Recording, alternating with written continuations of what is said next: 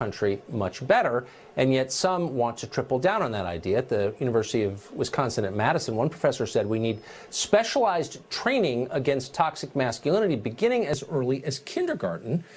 Only when 6-year-olds are taught about, quote, intersectionality and the complexity of masculinity identities will we be truly free. Do you believe that?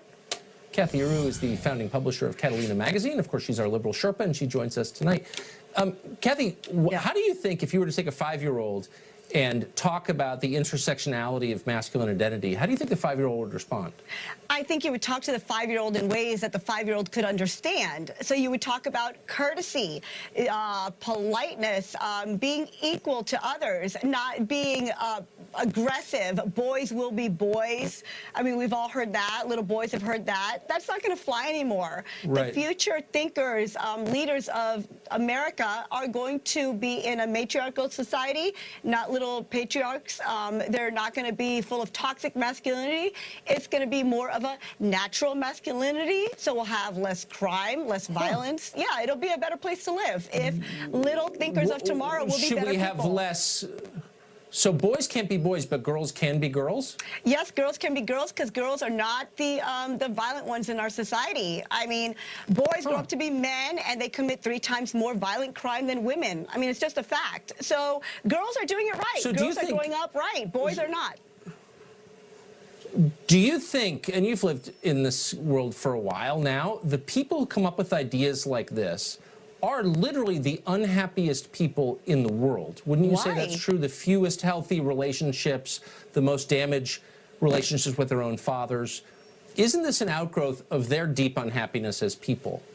Well, there was a woman that wrote against DDT, the pesticide that was killing insects and pests, but also killing birds and bees. Rachel Carlson, yes. Right. So, I mean, so was she unhappy because she didn't like that birds were no longer singing? Or was she saying that we had all these toxins? Yeah, they were helping the crops, but they were killing nature. So it's the same concept. Let's kill toxic masculinity. Let's kill this DDT in our boys. Yeah.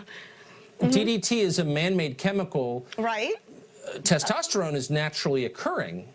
Yes, but so testosterone shouldn't lead to murder because it's natural. It's testosterone isn't equal to toxic masculinity. That's what we're saying. Let's teach boys to not be DDT. Let's make them organic. Let's make them green. Let's make them more positive. Yeah.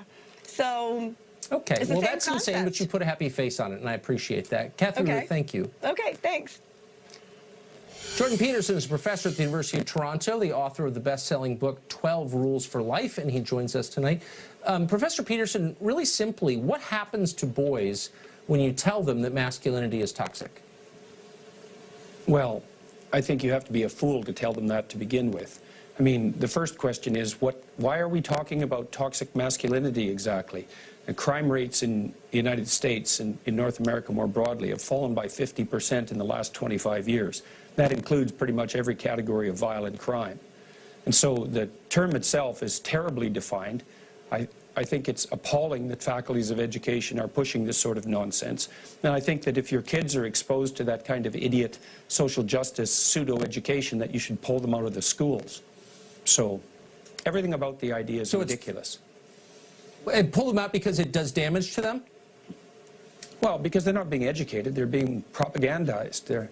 There's also no evidence that we construct our identities as masculine and feminine by being expressly taught them by teachers. You know, that almost all that's learned by example to the degree that it's learned, and a tremendous amount of it is consequence of biological inclination. So the notion that you can fight something as ill-defined with toxic masculinity with badly designed educational programs and accomplish the end that you desire it's absolutely hopeless. That will never happen. All it'll do is further mess up an education system that's messed up badly already.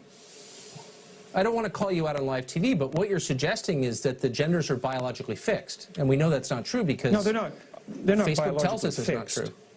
Well, they're not biologically fixed, you know. I mean, people are quite plastic, and we learn things all the time. We can modify our behavior, but there are masculine and feminine proclivities. But it isn't even the issue of gender identity that's the issue here. It's the issue of whatever in the world toxic masculinity is supposed to be, and you can't even define it. I mean, if people are concerned about aggression and violence, well, as I said already, the rates of violent crime in the U.S. have fallen by 50% in the last 25 years. We're doing unbelievably well on that front. The streets are safer than they have been ever.